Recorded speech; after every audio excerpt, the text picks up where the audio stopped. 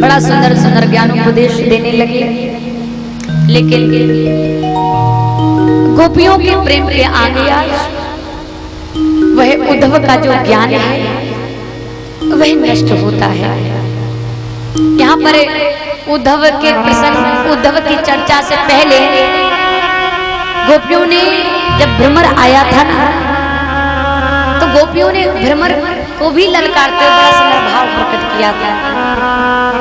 श्री उद्धव जी महाराज आए, उद्धव जी महाराज ने बड़ा सुंदर सुंदर आज ज्ञानोपदेश दिया। अहो यूयम इसमें पुण्यनाथा भवत्यो लोक परतंत्री स्वतंत्रता वसुदेवी भगवती। उद्धव जी महाराज ने कहा कि धन्य है गोपियों, अरे कम से कम तुम्हें इतने दिन ही सही, लेकिन तुम्हें भगवान कृष्ण के चरणों में प्रीति तो मिल गई, भगवान कृष्ण के चरणों की तुम्हें भक्ति तो मिल गई। धन्य है वो जगदीश हैं, वह ईश्वर है, आराध्य हैं, भजन करो, उनका कीर्तन करो। उद्धव से गोपियों ने कहा अरे तुम क्या जानो कि हर वृंदावन के कड़कड़ में श्री कृष्ण का वास है। वृंदावन के वृक्ष को मरम न जाने कोई, और डाल डाल यह पात पात श्री राधे राधे होए। हर पात पात में श्री राधे राधे श्री कृष्ण कृष्ण गूंजता है। हर एक यमुना के किनारे श्री राधे राधे कृष्ण कृष्ण गूंजता है। और राधा और कृष्ण को कोई दो नहीं है, एक बात याद रखना। मैं आप लोगों को बताती चल रही हूँ कि राधा और कृष्ण कोई दो नहीं है। राधा और कृष्ण, जो राधा है वही कृष्ण है, जो कृष्ण है वही राधा है। रूप दो हैं लेकिन शक्ति एक ही है। राधा कृष्ण दोनों एक हैं। वृंदावन की बड़ी सुंदर आज वह लीला, उद्धव जी महाराज ने गोपियों के वह विलक्षण प्रेम को देखा। ज्ञान आज वहीं पर आज नष्ट हुआ। प्रेम को हृदय में धारण कर लिया। प्रेम को धारण करके श्री उद्धव जी महाराज आज चले देते हैं। और 6 महीना तक चर्चा हुई, 1-2 दिन नहीं, 6 महीना तक गोपियों से चर्चा चलती रही।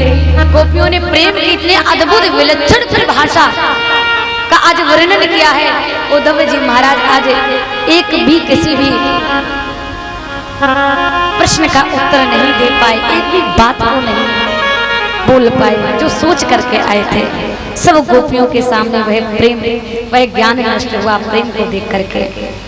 सुखदेव जी महाराज कहते हैं परीक्षित, उसी समय आज चले श्री उद्धव जी महाराज प्रेम को हृदय में धारण करके। ज्ञान नष्ट हो गया, शून्य हो गया। श्री उद्धव जी महाराज रथ में बैठे चले आ रहे हैं। और देखिए कथा के प्रसंग से ही प्रसंग लगा हुआ है। सुखदेव जी को बात बताइए, भगवान कृष्ण ने जिस समय कंस मामा का उद्धार किया तो कंस की जो पत्नियां थी वो कहाँ जाती हैं? उद्धव जी महाराज बोले, सुखदेव जी महाराज बोले परीक्षित, कंस की 2 पत्नियां हैं, अस्ति और प्राप्ति। अस्ति प्राप्ति से महर्षियों, 2 पत्नियां हैं, अस्ति और प्राप्ति। जैसे ही कृष्ण ने कंस का वध किया, उद्धार किया, तो कहते हैं दोनों आज रानियां जाकर के अपने पिता मगधराज जरासंध के पास में जाकर के पहुंची। और पिता मगधराज जरासंध के पास में जाकर के आज कहने लगे,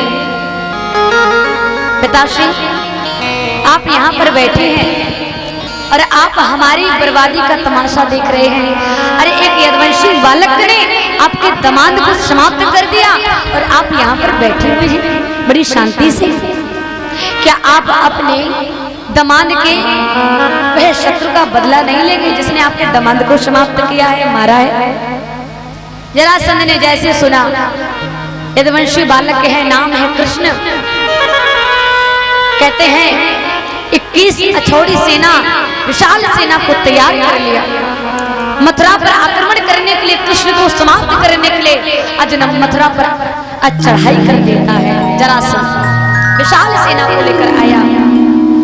भगवान कृष्ण को जब यह बात पता चली चली तो कहते भगवान कृष्ण आज सारे मथुरा वासियों को सुरक्षित कर देते हैं और स्वयं भैया बलदाऊ के साथ में रथ में बैठ करके युद्ध भूमि में युद्ध करने के लिए आज चले आए हैं। बड़ा विशाल युद्ध होना प्रारंभ हो गया, बड़ा युद्ध हुआ। वो तो कृष्ण तो परमात्मा है, खेल खेल में जिस प्रकार से हाथी सारे जब मतवाला हो जाता है, जब उमंग से भर जाता है, तो जिस समय हाथी उस जंगल में होकर के जब निकलता है ना, तो जो भी मार्ग में आता है, छोटे से लेकर बड़े बड़े तक, बड़े से लेकर छोटे छोटे जितने वृक्ष पौधे आते हैं, सबको जिस प्रकार से कुचलता हुआ चला जाता है, उसी प्रकार से भगवान कृष्ण युद्ध भूमि में जो भी आता है, भगवान सबको परास्त करते चले जा रहे हैं। 21 अछौड़ी सेना को भगवान जी ने पल भर में आज नष्ट कर दिया। जरासंध को जीवित छोड़ दिया। जरासंध ने देखा मैं बचा तो चला गया। कहते हैं 17वीं बार आज जिसमें आक्रमण किया है, भगवान कृष्ण ने सोचा ऐसे काम नहीं चलेगा। भगवान कृष्ण ने सोचा ये बार बार आकर के आक्रमण करता है। भगवान ने समुद्र के किनारे द्वारकापुरी का निर्माण करवाया विश्वकर्मा के द्वारा, और भगवान ने आकर के सबको सुरक्षित रखा। फिर 18वीं बार जिस समय आज वह जरासंध आया है अपनी एक अछौड़ी सेना को लेकर के, भगवान जी ने बड़ी सुंदर लीला कर दी। क्या किया? भगवान जी युद्ध भूमि में आज युद्ध करने के लिए पहुंचे। भगवान जी ने विशाल सेना को एक पल में नष्ट कर दिया। अब भगवान जी ने सोचा कुछ लीला करनी चाहिए, तो भगवान जी आज उसी समय युद्ध भूमि में रथ से नीचे उतरे और भगवान जी ने दौड़ लगा दी। भगवान जी रण छोड़ करके दौड़ने लगे। नाम पड़ गया भगवान कृष्ण का रण छोड़। बोली रण छोड़ भगवान की, रण छोड़ नाम पड़ गया। भगवान जी दौड़ लगा देते हैं और भगवान जी जा करके एक विशाल पर्वत से आज कूद जाते हैं। अब यहाँ जरासंध ने सोचा हमें लगता कृष्ण समाप्त हो गया। सुखदेवी जी कहते हैं परीक्षित, भगवान दौड़ते दौड़ते चले जा रहे थे, अरे वह परमात्मा है, वो तो लीला करते हैं। ये भगवान की अद्भुत माया है, यही तो माया है। इसको ब्रह्मा भी नहीं समझ पाए, इसको बड़ी बड़ी योगी महायोगी भी नहीं समझ पाते हैं, इसको बड़े बड़े वीर महाश्वरी नहीं समझ पाते हैं। और यही तो परमात्मा की बड़ी सुंदर अद्भुत लीला है, इसको माया कहा जाता है।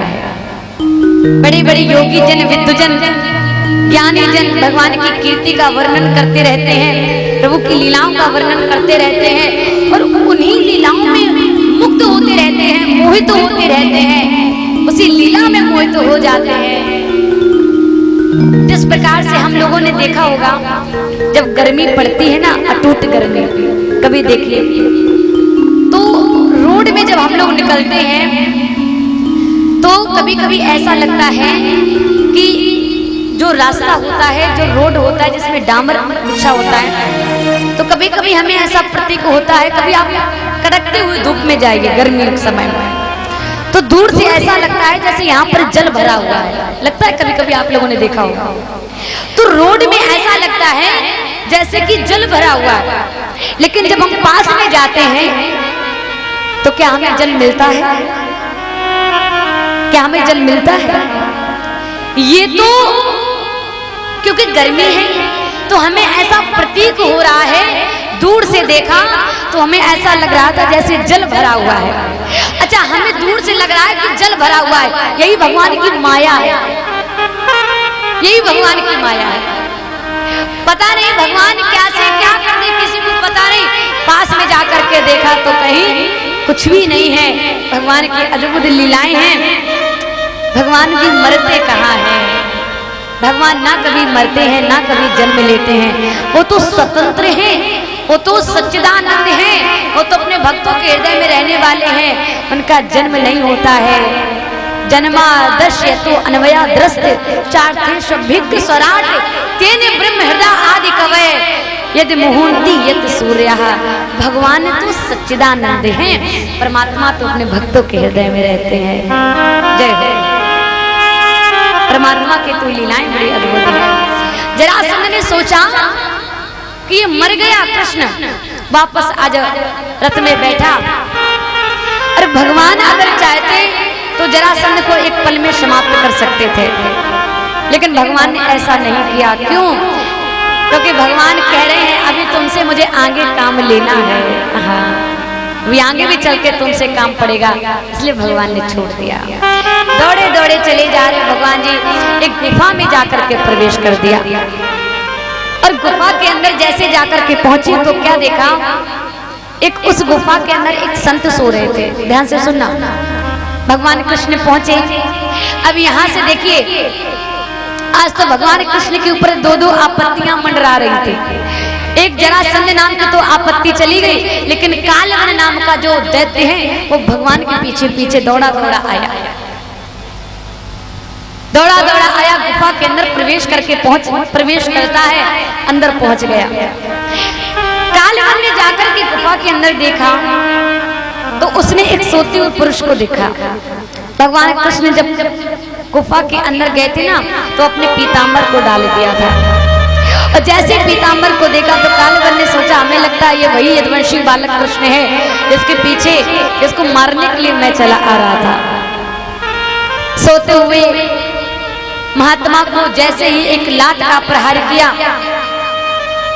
संत जागे, संत खड़े हुए और संत ने जा करके जैसे क्रोध भरी दृष्टि से देखा है, कालवन जल करके एक बार में ही भस्म हो गया। सुखदेव जी से परीक्षित जी ने प्रश्न किया, भगवान आप मुझे यह बताएं कि ये कौन तपस्वी संत थे इनकी क्रोध भरी दृष्टि से जल करके कालवन भस्म हो गया? कौन है? कौन है? मानधाता के पुत्र हैं मुचकुंद ऋषि।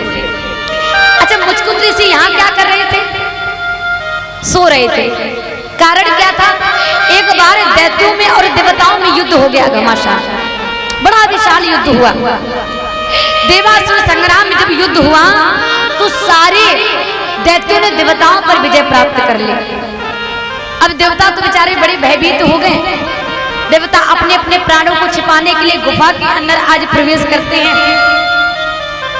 सभी देवताओं ने अपने प्राणों को जैसे तैसे बचाया और सभी देवता जाकर के नारायण के पास में पहुंचे।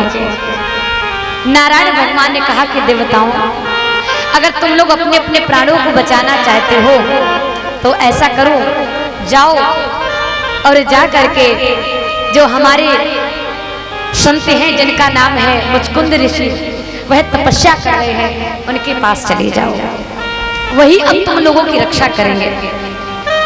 उसी समय आज मुचकुंद ऋषि के पास में सभी देवता आए हैं और आकर के आज प्रार्थना करने लगे। देवताओं ने हाथ जोड़ करके प्रार्थना की है, कहा कि महात्मन, हम सब देवता आपकी शरण में हैं, आप हमारे प्राणों की रक्षा करें, आप हमारे प्राणों की रक्षा करिए। हनुमान जी महाराज की। सभी देवता जाकर के आज कहाँ पहुंचे? मुचकुंद ऋषि के पास में पहुंचे और सभी देवताओं ने जाकर के मुचकुंद ऋषि से प्रार्थना की कि महाराज आप हम लोगों के प्राणों की रक्षा करें। मुचकुंद ऋषि ने सभी देवताओं से आज कहा कि हम आप लोग की अवश्य रक्षा करेंगे। क्या करना होगा? सभी देवताओं ने अपनी अपनी बात बताई। भगवान नारायण ने जैसा कहा था, देवताओं ने मुचकुंद ऋषि से जब कहा, मुचकुंद ऋषि देवताओं की तरफ से युद्ध करने के लिए चल देते हैं। और इतना युद्ध किया कि जितने भी दैत्य होते हैं सारे के सारे आज दैत्यों को मुचकुंद ऋषि ने युद्ध करते करते परास्त कर दिया, परास्त हो गए। देवताओं की फिर से विजय हुई। इतना थक जाते हैं मुचकुंद ऋषि युद्ध करते हुए, इतना थक जाते हैं। देवता आए बड़ी प्रसन्न होकर के।